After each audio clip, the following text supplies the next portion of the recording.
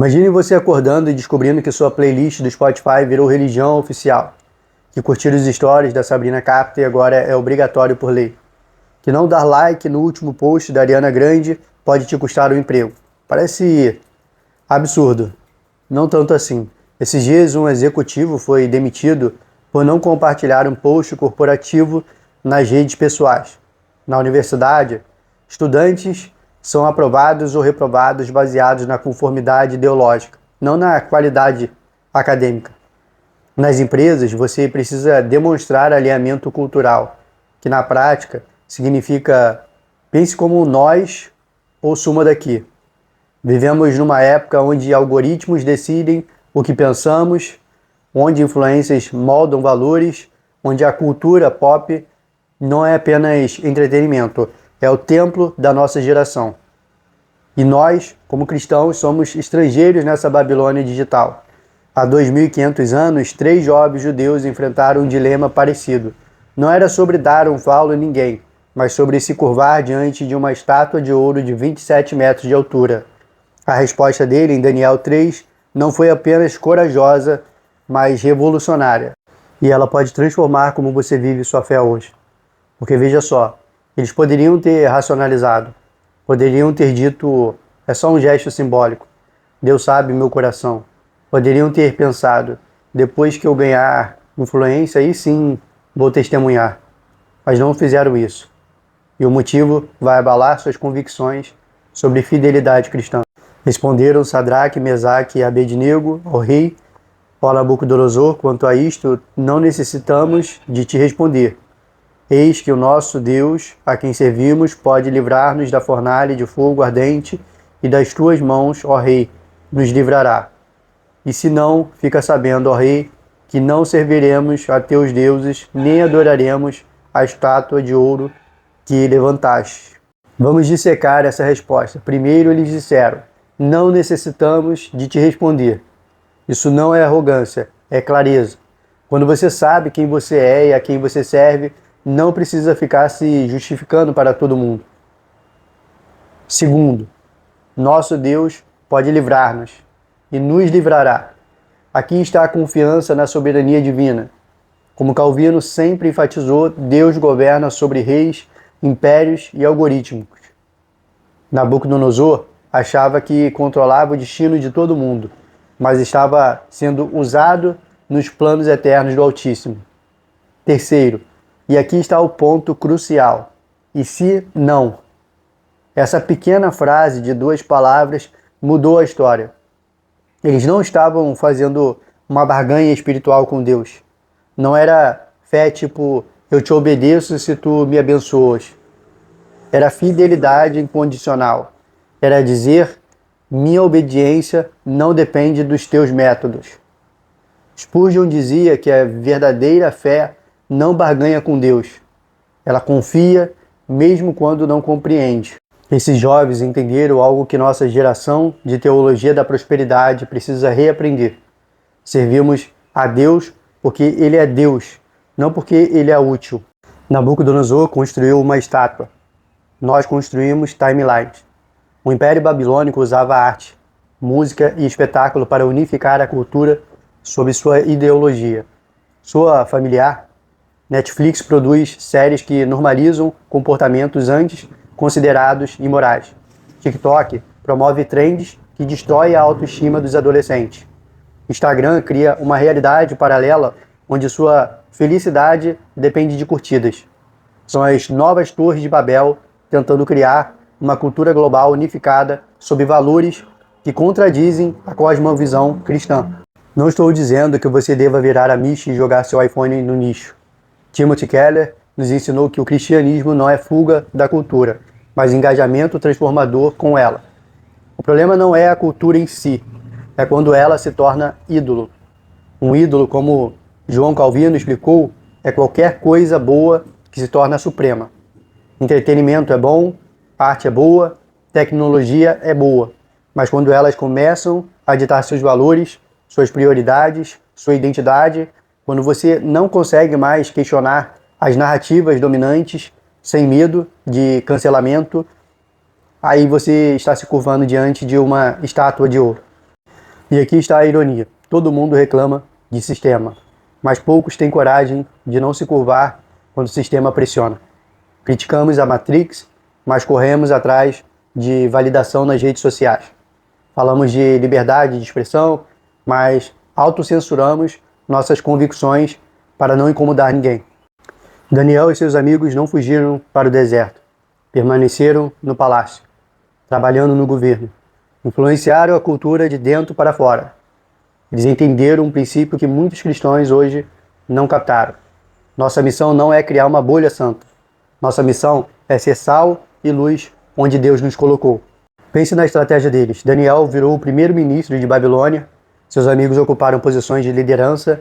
Eles estudaram literatura babilônica, aprenderam a língua, se destacaram academicamente. Não eram cristãos alienados, que ficavam reclamando do sistema de longe. Eram cristãos infiltrados que transformavam o sistema de dentro. Franz Schaeffer tinha uma frase genial: não há área neutra no universo. Cada centímetro quadrado pertence a Cristo. Isso inclui seu Instagram, seu ambiente de trabalho, sua sala de aula, seu grupo de amigos, seu curso universitário.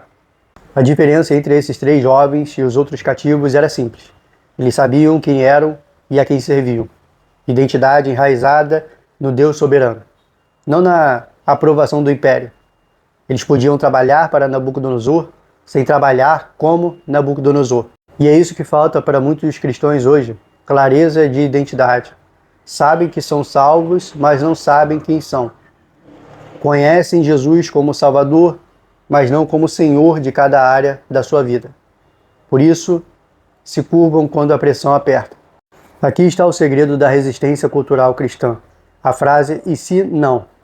Quando seu chefe pedir para você maquiar aquele relatório, Deus pode me dar outro emprego. E se não, ainda assim, não vou mentir. Quando meu amigo exigir que você compartilhe uma bandeira ideológica que contradiz sua fé, Deus pode preservar nossa amizade.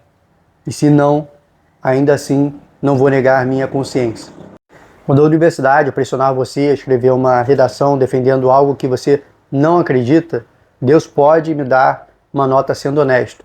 E se não, ainda assim, não vou prostituir minha mente.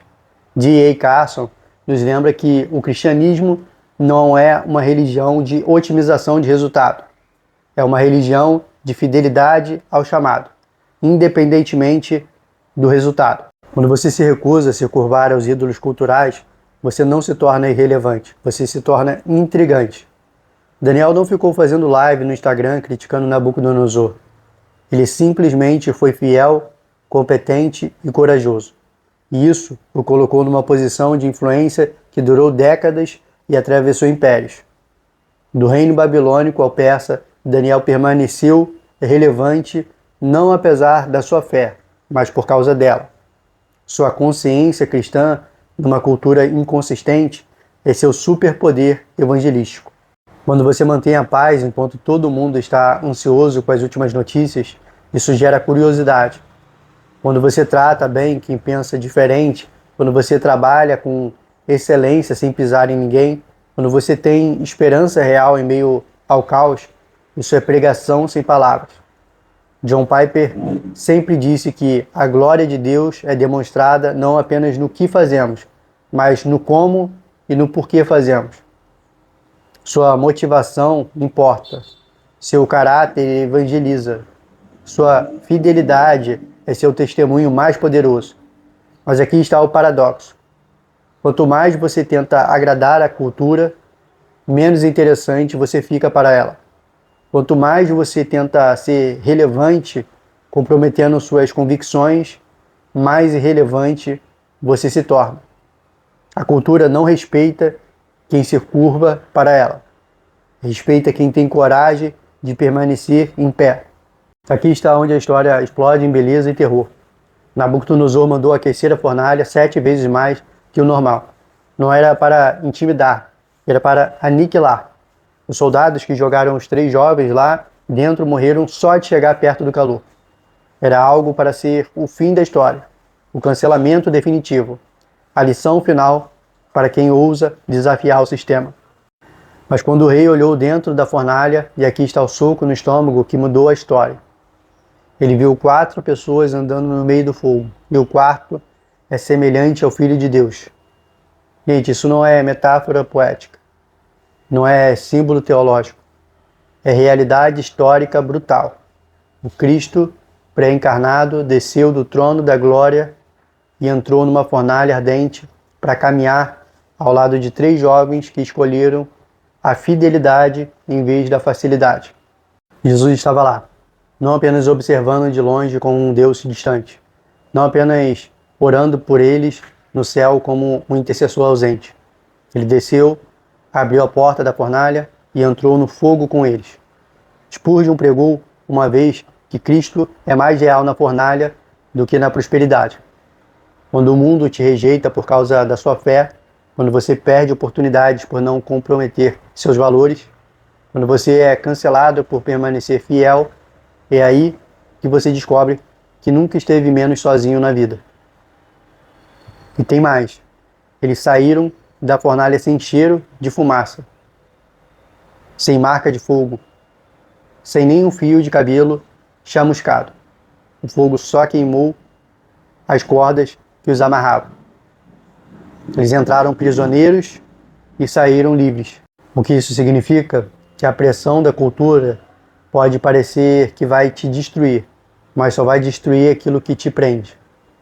As expectativas dos outros, o medo da rejeição, a necessidade de aprovação, o fogo queima as cordas, não a pessoa. Você foi chamado para este momento, para esta cultura, para esta geração que confundiu entretenimento com adoração, likes com amor, trend topics com verdade.